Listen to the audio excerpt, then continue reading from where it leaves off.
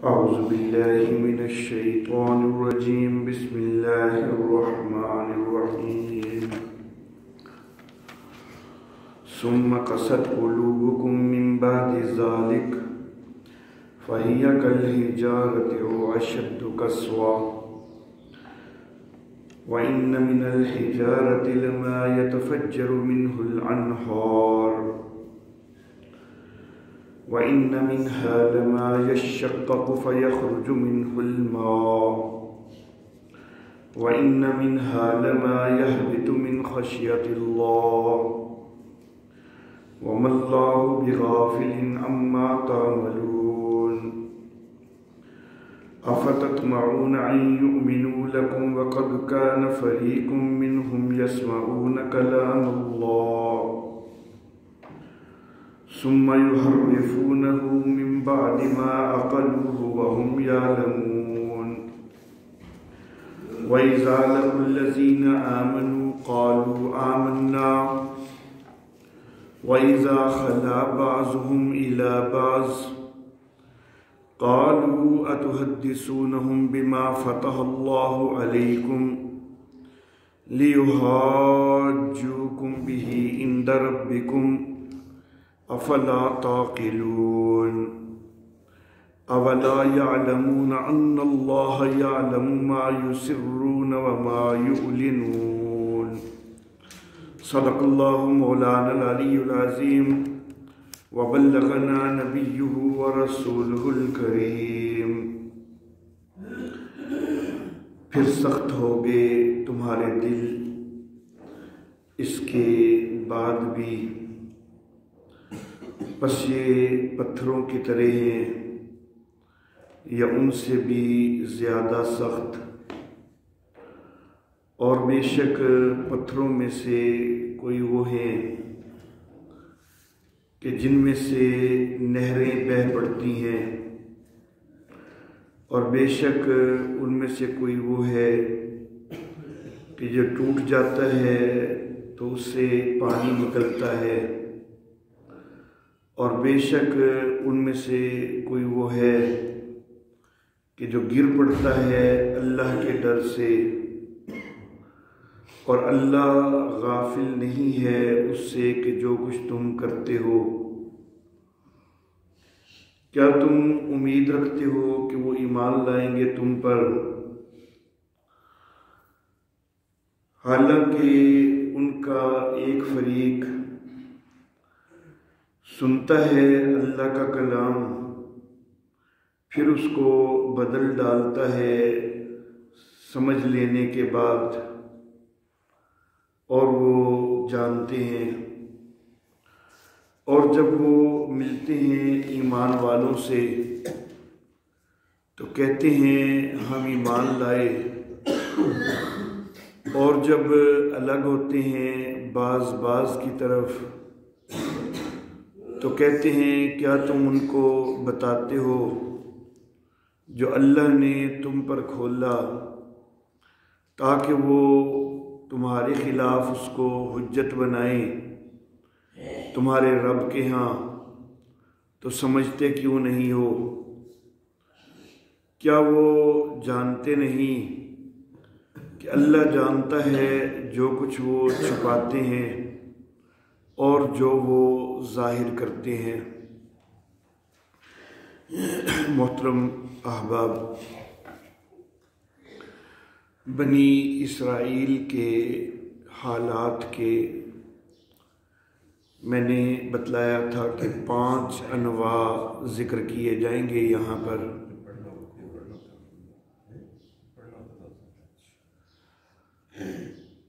جو 5 انواع ہیں ان میں سے پہلی نوع میں بنی اسرائیل کے اوپر ہونے والے 8 انعامات کا تذکرہ آیا،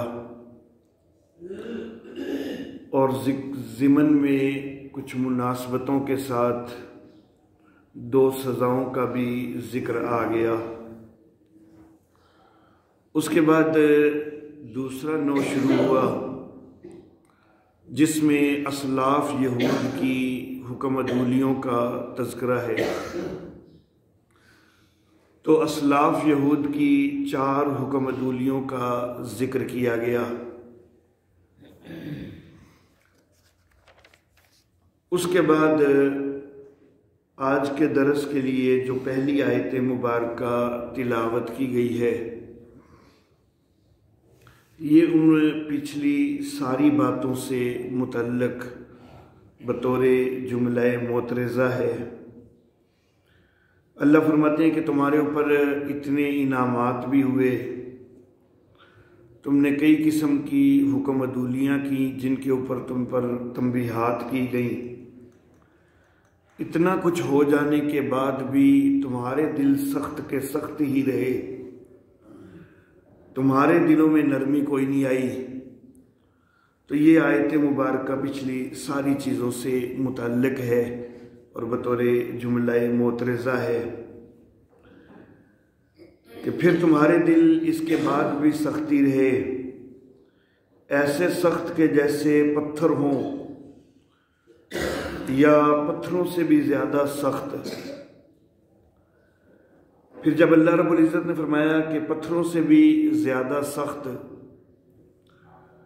تو اس کی مناسبت سے اللہ رب العزت نے پتھروں کی کچھ کیفیات کا تذکرہ کیا۔ اللہ فرماتے ہیں کہ کچھ پتھر ایسے بھی ہوتے ہیں کہ جن سے نہریں پھوٹ پڑتی ہیں، کچھ پتھر ایسے ہوتے ہیں جو ٹوٹ جاتے ہیں، ان سے پانی نکل آتا ہے، کچھ پتھر ایسے ہوتے ہیں کہ جو اللہ کے ڈر سے گر پڑتے ہیں۔ تو پتھروں کے اندر بھی اگرچہ پتھر سختی کے لحاظ سے مشہور چیز ہے، لیکن اس کے اندر بھی یہ نرمی والے معاملے، نرمی والے پہلو جو ہیں وہ موجود ہیں۔ پانی کا نکلنا، نہروں کا بہہ پڑنا، اللہ کے ڈر سے گر پڑنا۔ تو تم تو ان پتھروں سے بھی زیادہ سخت بنے بیٹھے ہو کہ تمہارے اوپر انعامات کی بارش ہوئی، اس کا تذکرہ ہوا، تمہاری حکم عدولیوں پر تنبیہات ہوئیں، یہ سارا کچھ ہونے کے باوجود تمہارے دل سخت کے سخت ہی ہیں۔ میرے والد محترم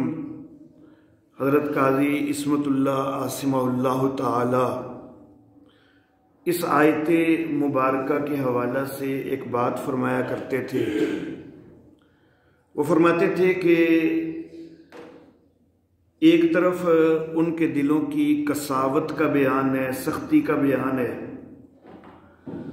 اور اس کے مقابلہ میں اللہ رب العزت نے پتھروں کو ان کی نسبت نرم قرار دیا، اور پتھروں کی 3 کیفیات اللہ نے ذکر کی ہیں۔ تو اہل حق جو ہوتے ہیں وہ بھی نرم دل ہوتے ہیں، خاص طور پر جو اہل حق علماء ہیں تو ان کے اندر اسی طرح کی 3 کیفیات وہ ہمیں نظر آتی ہیں۔ پتھروں کے متعلق پہلی کیفیت اللہ رب العزت نے یہ ذکر فرمائی کہ کئی پتھر ایسے ہیں کہ جن میں سے نہریں بہہ پڑتی ہیں۔ تو کئی علماء ایسے ہوتے ہیں کہ جو ایسے علمی کارنامے سر انجام دے جاتے ہیں کہ لوگ صدیوں تک بھی جو ہے وہ ان کے کارناموں سے مستفید ہوتے رہتے ہیں، ان کی علمی یادگاروں سے جو ہے مستفید ہوتے رہتے ہیں۔ تو یہ علماء یہ ایسے ہیں کہ جس سے نہریں بہہ پڑی۔ دوسری کیفیت پتھروں کی اللہ نے یہ ذکر کی کہ پتھر ٹوٹ جاتا ہے، اس میں سے پانی نکل آتا ہے۔ تو کئی علماء ایسے ہوتے ہیں کہ چلو ان کے فیض سے صدیوں تک تو لوگ سیراب نہیں ہوتے، لیکن بہرحال کسی نہ کسی علاقہ کے اندر جا کے وہ اپنی خدمات سر انجام دے رہے ہوتے ہیں، اور کم از کم اس علاقہ کے کچھ لوگ تو ان سے مستفید ہو جاتے ہیں۔ تو ان کی مثال ان پتھروں کی طرح کہ جن سے پانی نکل آیا۔ اور کچھ وہ بھی ہوتے ہیں کہ اگرچہ ان کے اندر یہ صلاحیت نہیں کہ وہ دوسروں کو مستفید کر سکیں، لیکن خود اپنے دل کے اندر اللہ کا ڈر ایسا رکھتے ہیں کہ اللہ کے ڈر سے وہ سجدے میں گر پڑتے ہیں अल्लाह की बंदगी की तरफ माइल होते हैं, मुतवज्जो होते हैं, तो ये उन पत्थरों की तरह के जिनके मुतल्लिक़ कहा कि कुछ पत्थर वो हैं कि जो अल्लाह के दर से गिर पड़ते हैं।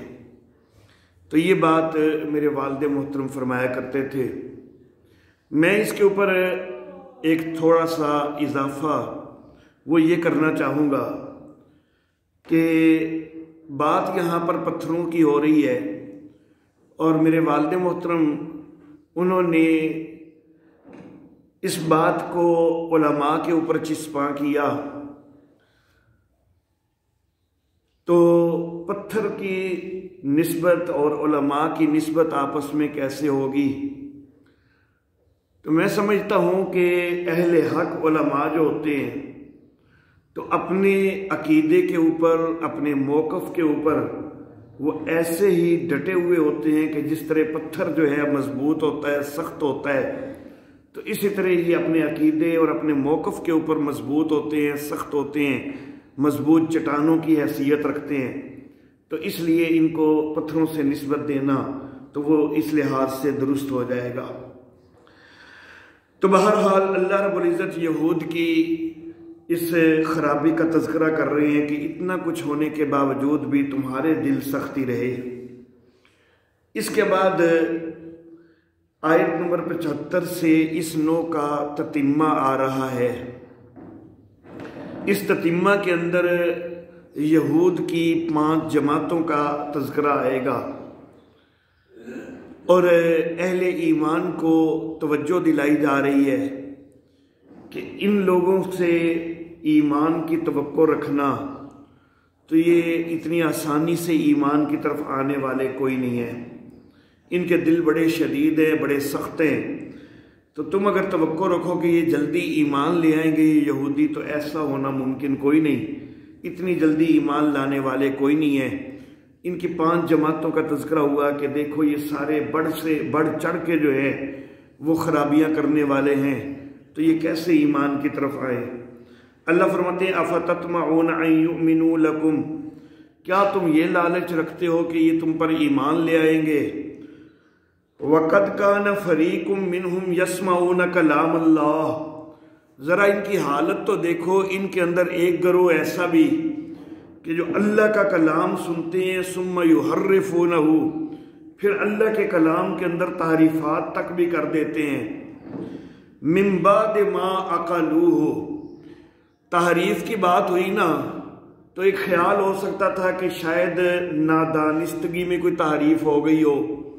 अपने तौर पर बेचारों ने सही आगे बात पहुंचाने की कोशिश की वो अपने लफ्ज़ों में,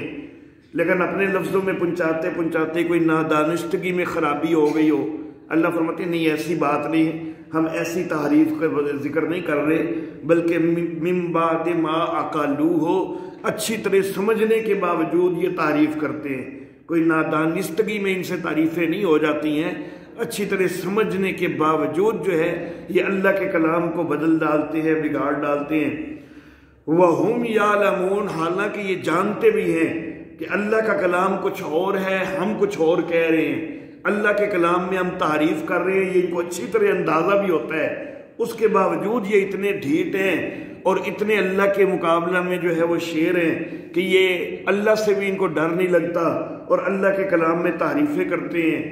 इनको तारीफ़ करने की सज़ा भी पता है, अंजाम भी पता है, ये जानते बूझते भी ये काम करते हैं। तो जो इतने ढीठ किस्म के लोग हैं, तुम उनसे तवक्को रखो कि वो जल्दी ईमान ले आएंगे, तो ये तवक्को जो है वो मुनासिब दुरुस्त नहीं है। वो इतनी जल्दी ईमान लाने वाले कोई नहीं है। यहाँ पर कद कान फरीकुम मिनहुम यस्मऊन कलाम अल्लाह, एक गिरोह ऐसा कि जो अल्लाह का कलाम सुनता है। अल्लाह का कलाम सुनना 2 हैसियतों के साथ है। एक हैसियत ये कि अल्लाह का कलाम खुद अल्लाह से सुना जाए, और एक हैसियत ये कि अल्लाह का कलाम किसी और के ज़रिए सुना जाए। बाज़ उलमा ने यहाँ पर पहली हैसियत मुराद ली है कि अल्लाह का कलाम खुद अल्लाह से सुना जाए, और उन्होंने कहा कि इस आयत मुबारका का मिस्दाक वो 70 लोग हैं کہ جن کے متعلق گزشتہ آیات کے اندر بیان ہو چکا ہے کہ انہوں نے کہا تھا کہ یہ تورات کے سخت احکام، یہ تو ہمیں نہیں لگتا کہ اللہ کے احکام ہوں، جب تک اللہ خود تصدیق نہیں کریں گے ہم نہیں مانیں گے، ہم اللہ کی آواز سنیں گے، اللہ تصدیق کریں گے تو ہم مانیں گے۔ تو حضرت موسیٰ علیہ الصلاۃ والتسلیمات 70 لوگوں کو منتخب کر کے کوہ طور پہ لے گئے تھے۔ اللہ رب العزت کی آواز بھی ان لوگوں نے سن لی اور اللہ رب العزت نے کہہ دیا کہ واقعی یہ میرا کلام ہے، میں نے موسیٰ علیہ السلام پر نازل کیا ہے۔ لیکن ان بدبختوں نے پھر مزید کہنا شروع کر دیا کہ ہم تو اس وقت تک ایمان نہیں لائیں گے جب تک کہ اللہ کو سامنے دیکھ نہ لیں۔ تو اس گستاخی کی وجہ سے پھر ان کو سب کو اللہ رب العزت نے موت دے دی۔ لیکن پھر حضرت موسیٰ علیہ السلام نے دعا کی، ان کو دوبارہ زندگی مل گئی۔ تو اب یہ وہ لوگ تھے کہ جنہوں نے اللہ کی بات کو براہ راست سنا تھا، اللہ کا کلام سنا تھا۔ جس وقت اب یہ حضرت موسیٰ علیہ الصلاۃ والتسلیمات کے ساتھ واپس وادی سینا میں آئے نا، اور آ کر تصدیق کرنے لگے کہ واقعی کلام تو یہ اللہ کا ہی ہے، تورات واقعی اللہ نے ہی بھیجی ہے، ہم سے اللہ نے خود جو ہے وہ تصدیق کر دی ہے، اللہ نے خود بات کر کے تصدیق کر دی ہے کہ تورات واقعی اللہ ہی کا کلام ہے۔ تو اللہ نے یہ کہا ہے کہ اس کے اوپر عمل کرو جہاں تک ہو سکے۔ یہ آخر پہ چھوٹا سا جو ہے نا وہ ایک بڑھا دیا کہ جہاں تک ہو سکے عمل کر لو۔ یہ چھوٹا سا جو یہ جملہ بڑھا دیا نا کہ جہاں تک ہو سکے، تو اس کے اندر گویا کہ ساری چیز کو ہی بدل کے رکھ دیا۔ اللہ رب العزت نے تو سارے احکام دیے کہ ان کے اوپر مضبوطی سے ان کو تھامو اور ان کے اوپر پورے کا پورے پر عمل کرو، لیکن انہوں نے چھوٹا سا ایک جملہ بڑھا دیا کہ جی ہاں اللہ واقعی کہہ رہے ہیں کہ یہ کلام تو میرا ہی ہے، تو اس پہ عمل کرو، ضرور کرو جہاں تک ہو سکے۔ تو یہ تھوڑی سی خرابی کر کے انہوں نے بات کو جو ہے وہ کافی بدل ڈالا۔ تو بعض مفسرین کہتے ہیں کہ یسمعون کلام اللہ ثم یحرفونہ، اس سے یہ لوگ مراد ہیں کہ جنہوں نے براہ راست اللہ کا کلام سن کے بھی تو پھر جو ہے وہ آ کے تو غلط شہادت دے دی تھی اور آ کے کلام کو بدل ڈالا تھا۔ لیکن اکثر مفسرین کی رائے یہ ہے کہ مختلف ادوار میں مختلف تعریفات تورات کے اندر کی جاتی رہی ہیں۔ تو یسمعون کلام اللہ سے مراد یہ نہیں کہ اللہ سے براہ راست کلام سنا، بلکہ یہ کہ وہ موسیٰ علیہ السلام کی معرفت جو ہے کلام پہنچا، راویوں کی معرفت انہوں نے سنا، لیکن جو چیز ان کو پسند نہیں آئی تو اس کے اندر تبدیلیاں کرنے لگ گئے، تعریفات کرنے لگ گئے، کئی قسم کی تعریفات انہوں نے کر دی۔ تعریفات کے معاملہ میں یہ بدبخت انتہائی شیر تھے، حتیٰ کہ نبی اکرم صلی اللہ علیہ وسلم کے زمانہ میں یہ واقعہ بھی پیش آیا کہ نبی اکرم صلی اللہ علیہ وسلم کے سامنے بیٹھ کر بھی انہوں نے تعریف کرنے کی کوشش کی۔ ایک مرد اور ایک عورت یہودیہ تھے، یہودی مرد اور یہودیہ عورت، انہوں نے زنا کیا تو مقدمہ آ گیا نبی اکرم صلی اللہ علیہ وسلم کے پاس۔ تو نبی اکرم صلی اللہ علیہ وسلم نے کہا کہ دونوں جو کہ یہودی ہیں، مرد بھی یہودی ہے، عورت بھی یہودیہ ہے، تو پھر خود تمہاری کتاب تورات کے مطابق ہی میں فیصلہ کرنا چاہوں گا، تو تمہاری کتاب کے اندر اس کے متعلق کیا حکم لکھا ہوا ہے؟ تو وہ کہنے لگے جی ہماری کتاب تو یہی کہتی ہے کہ کچھ ان کو ذلیل رسوا وغیرہ کر دیا جائے، کوئی تھوڑے بہت تھپڑ مکے وغیرہ مار دیے جائیں، اس طرح کی بات انہوں نے کر دی۔ نبی اکرم صلی اللہ علیہ وسلم نے کہا کہ اچھا تورات لے آؤ، اگر یہی سزا جو تم کہہ رہے ہو یہی نظر آئی تو ٹھیک ہے، یہی نافذ ہو جائے گی، لیکن اگر تورات کے اندر کوئی اور سزا ہوئی تو پھر وہ والی سزا جو تورات کے اندر سامنے آئے گی تو وہ نافذ ہوگی۔ اب جب نبی اکرم صلی اللہ علیہ وسلم نے کہہ دیا کہ تورات لے آؤ، پہلے تو یہ چاہ رہے تھے کہ بس ویسے ہی ہمارے زبان پر یہ اعتماد کر کے جو ہے وہ معاملہ ٹل جائے، لیکن نبی اکرم صلی اللہ علیہ وسلم نے کہہ دیا کہ تورات لے آؤ۔ اب جب تورات لے آئے، ایک عالم بھی آ گیا تورات کو پڑھنے کے لیے، اب نبی اکرم صلی اللہ علیہ وسلم کے سامنے بیٹھ کے وہ تورات پڑھ رہے ہیں، لیکن اس کے اندر رجم کی آیت موجود تھی، سنسار کرنے کی آیت موجود تھی، اس کو چھوڑ کے ادھر ادھر سے پڑھتا ہے۔ کبھی ادھر سے پڑھ رہا ہے کبھی ادھر سے پڑھ رہا ہے، کہتا ہے کہ یہی دیکھو جی یہی سارا کچھ ہے۔ تو حضرت عبداللہ ابن سلام رضی اللہ تعالی عنہ یہ سابق یہودی عالم تھے اور مسلمان ہو چکے تھے۔ انہوں نے جس وقت اس یہودی کی یہ حرکت دیکھی تو یہ تو چونکہ عالم تھے، ان کو تورات کا اچھی طرح علم تھا، تو انہوں نے کہا کہ ذرا یہ جو سامنے لکھا ہوا ہے یہ بھی پڑھو نا، ادھر ادھر سے پڑھتے ہو تو یہ والا کیوں نہیں پڑھ رہے ہو، یہ والی عبارت بھی ذرا پڑھو نا۔ تو اب وہ مجبور ہو گیا، اب اس کے سامنے ظاہر ہے کہ اس کو پتا تھا کہ عبداللہ بن سلام خود بھی پڑھ کے سنا سکتے ہیں، تو اب مجبوراً جو ہے نا اس نے وہ عبارت پڑھ دی، اور اس کے اندر رجم کا حکم موجود تھا، سنسار کرنے کا حکم موجود تھا۔ تو بہرحال انہوں نے نبی اکرم صلی اللہ علیہ وسلم کے سامنے بیٹھ کر بھی تعریف کرنے کی جو ہے کوشش بہرحال اپنے طور پر کی، اور یہ جو رجم کا حکم ہے آج تک بھی تورات کے اندر موجود ہے۔ تورات کی کتاب استثناء اس کے باب نمبر 22 کی آیت نمبر 22 سے 24 تک دیکھیں تو اس کے اندر یہ حکم آج تک بھی موجود ہے کہ رجم کیا جائے گا، زانی اور زانیہ کو سنسار کیا جائے گا۔ تو بہرحال اس کو بدلنے کی انہوں نے کوشش کی، تعریف کی کوشش کی، اس میں کامیاب نہ ہو سکے۔ لیکن اس وقت جو تورات ہمارے سامنے موجود ہے، ہمیں ملتی ہے،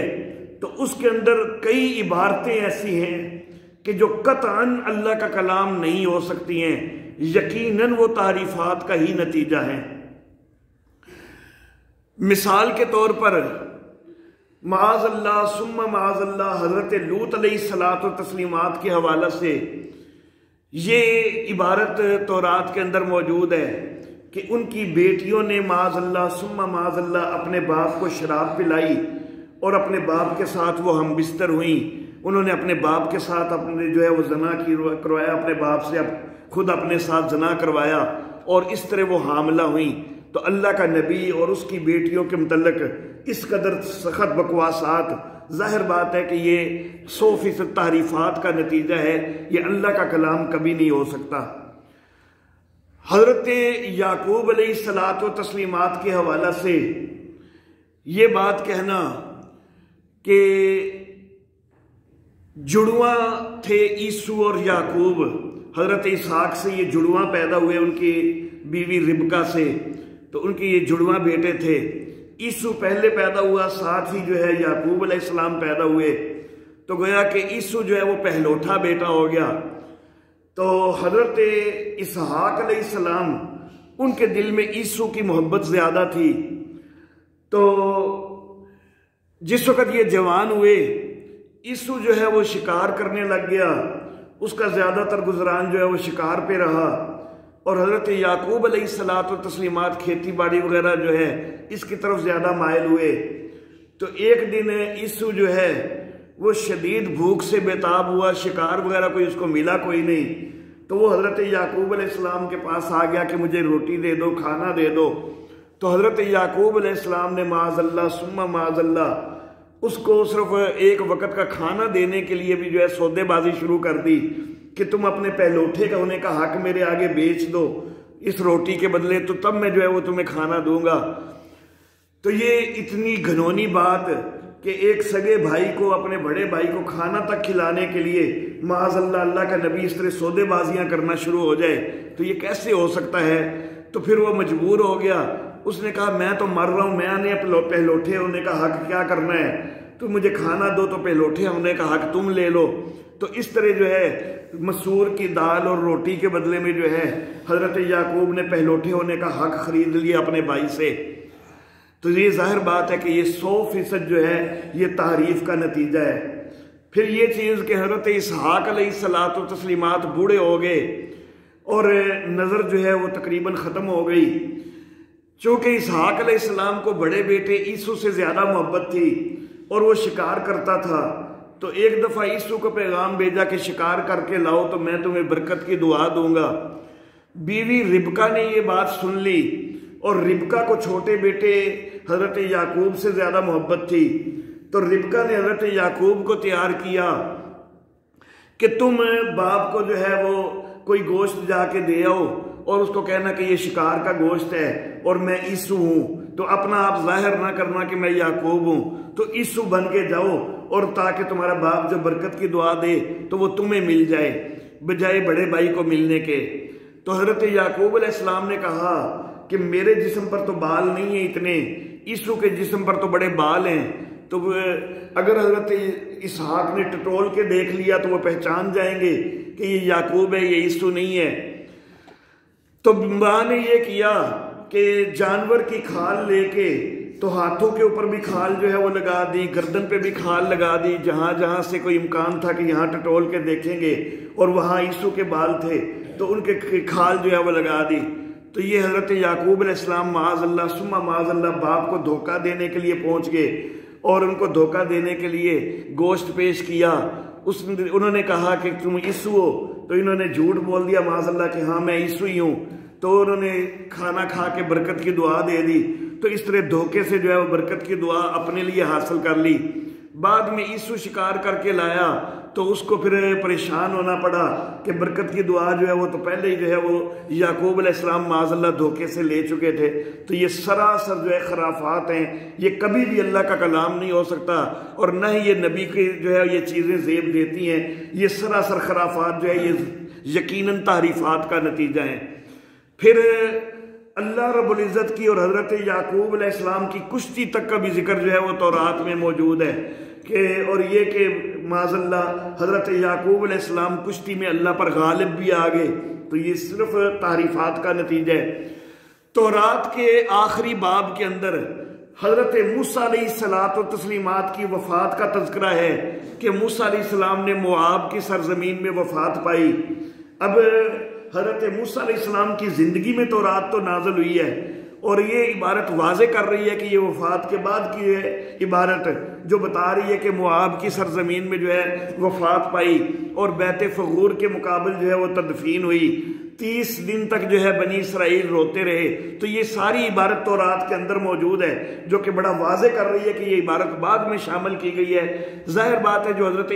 موسیٰ علیہ السلام کی زندگی میں کتاب نازل ہوئی ہے تو اس میں یہ عبارت تو ہو ہی نہیں سکتی۔ پھر اسی عبارت کے اندر آگے جا کے یہ بھی ہے کہ اس کے بعد سے آج تک کوئی نبی ایسا نہیں آیا کہ جس سے خداوند نے روبرو باتیں کی ہوں۔ تو گویا کہ اس سے پتہ چلتا ہے کہ یہ عبارت جب شامل کی گئی ہے، اس سے پہلے حضرت موسیٰ علیہ السلام کے بعد کئی اور نبی بھی آ چکے، لیکن اللہ سے ہم کلامی والا شرف کوئی نہیں ہوا، تو اس لیے یہ عبارت آئی کہ آج تک ایسا نبی کوئی نہیں آیا۔ گویا کہ دوسرے نبی آئے تو گویا کہ کئی نبیوں کے آنے کے بعد یہ عبارت جو ہے یہ تورات کے اندر شامل کی گئی۔ تو تورات کے اندر تعریفات کے بڑے واضح ثبوت خود تورات کے اندر آج بھی موجود ہیں۔ تو اللہ فرماتے ہیں کہ یہ جو اتنی تعریفات کرنے والے ہیں، سمجھنے کے بعد جانتے بوجھتے ہوئے، تو ایمان والوں کیا تم توقع رکھتے ہو کہ یہ جلدی ایمان لے آئیں گے؟ ایسے بدبخت قسم کے لوگ یہ جلدی ایمان لانے والے کوئی نہیں ہیں۔ آگے دوسرے گروہ کا تذکرہ ہوا، وَإِذَا لَقُوا الَّذِينَ آمَنُوا قَالُوا آمَنَّا۔ کئی یہودی وہ ہیں کہ جو مسلمانوں کی صفوں میں شامل ہو گئے، بظاہر حقیقت میں ایمان قبول کوئی نہیں کیا، مسلمانوں کی محفل میں آتے اور کہتے کہ ہم تو ایمان لے آئے ہیں۔ جس وقت مسلمانوں کے پاس آتے تو ہم کہتے ایمان لے آئے ہیں، پھر کئی دفعہ باتوں کے اندر کئی چیزیں بھی جو ہے وہ ذکر کر دیتے۔ مثلا اس طرح کی بات بھی بعض اوقات ان کی زبان سے نکل آتی کہ ہاں ہماری کتاب کے اندر یہ پیشین گوئی موجود ہے، اور یہ پیشین گوئی نبی اکرم صلی اللہ علیہ وسلم پر پوری ہو رہی ہے۔ اس طرح کی کئی باتیں بھی جو ہے ان کی زبان سے بعض اوقات نکل آتی، لیکن جس وقت یہ پھر واپس اپنے وڈیروں کے پاس جاتے تو وہ ان کو ڈانٹتے کہ تم ادھر یہ باتیں کیوں کر رہے ہو کہ یہ پیشین گوئی موجود ہے اور نبی اکرم صلی اللہ علیہ وسلم پر صادق آ رہی ہے۔ اللہ جو ہے یہ کل کو جو ہے مسلمان اللہ کی بارگاہ میں تمہارے خلاف حجت بنائیں گے کہ دیکھو ان کو پتہ بھی تھا، انہوں نے خود ہمارے سامنے اقرار کیا تھا کہ یہ پیشین گوئی موجود ہے۔ تو وَإِذَا خَلَا بَعْضُهُمْ إِلَىٰ بَعْضٍ، جب یہ بعض کے ساتھ الگ ہوتے ہیں، قالو، تو ان کے وڈیرے کہتے ہیں تو حدثونہم، کیا ان سے وہ باتیں کر دیتے ہو مسلمانوں سے، بما فتح اللہ علیکم، جو اللہ نے تمہارے اوپر کھولی ہیں تو وہ اللہ نے تمہیں بتائی ہوئی ہیں تو تم اپنے تک رکھو نا۔ مسلمانوں کی صفوں میں جاتے ہو جاسوسی کرنے کے لیے تو بس وہ جاسوسی کرو نا، تو وہاں کمزور کیوں پڑ جاتے ہو کہ کئی راز کی باتیں ان کو بتاتے ہو۔ لِيُحَاجُّوكُمْ بِهِ عِندَ رَبِّكُمْ، یہ راز کی باتیں بتاتے ہو، کل کو یہی تمہارے رب کے ہاں جو ہے وہ تمہارے خلاف حجت بنائیں گے۔ افلا تاکلون، سمجھتے کیوں نہیں ہو؟ تو یہ اپنے چھوٹوں کو جو ہے ان کے وڈیرے ڈانٹتے۔ اللہ فرماتے ہیں اولا یعلمون ان اللہ یعلم ما یسرون وما یعلنون، کیا یہ یہودی جانتے نہیں ہیں کہ اللہ تو جانتا ہے جو کچھ وہ چھپاتے ہیں اور جو کچھ وہ ظاہر کرتے ہیں۔ یہ اپنے چھوٹوں کو ڈانٹتے ہیں کہ تم یہ پیشین گوئیوں والی باتیں کیوں بتاتے ہو یا اور راز کی باتیں کیوں بتاتے ہو؟ یہ کل کو مسلمان اللہ کی بارگاہ میں تمہارے خلاف حجت بنائیں گے۔ تو اللہ فرماتے ہیں کہ مسلمان حجت بنائیں یا نہ بنائیں، کیا اللہ کو پتہ کوئی نہیں ہے؟ اللہ کو خود کو تو سب کچھ پتہ ہے۔ مسلمان یہ مقدمہ تمہارے خلاف نہ بھی پیش کریں تو اللہ تو تمہارے کرتوتوں سے باخبر ہے ہی ہے نا۔ اللہ کو تو پتہ ہے کہ تم پیشین گوئیاں پڑھ پڑھ کے بھی چھپا رہے ہو، اللہ کو تو سارا پتہ ہے کہ تم کون کون سی چیزیں جو ہیں ان کو ظاہر کرتے ہو، کون سی چھپاتے ہو، تو اللہ کی پکڑ سے کیسے بچ سکتے ہو؟ یہ تمہارے چھوٹے اگر مسلمانوں سے یہ باتیں جا کے کہہ بھی دیتے ہیں تو اس سے کیا فرق پڑ جاتا ہے؟ مسلمان یہ مقدمہ تو اللہ کی بارگاہ میں پیش کریں گے یا نہیں کریں گے، بہرحال اللہ کو تو سب کچھ پتہ ہے۔ تو تم اپنی ان حرکتوں سے باز آ جاؤ، صحیح طور پر جو ہے اپنے چھوٹوں کو بھی تلقین کرو کہ وہ واقعی ایمان لے آئیں اور خود بھی جو ہے وہ ایمان لے آؤ، اس طرح کی حرکتیں نہ کرو۔ وآخر دعوانا ان الحمد للہ رب العالمین۔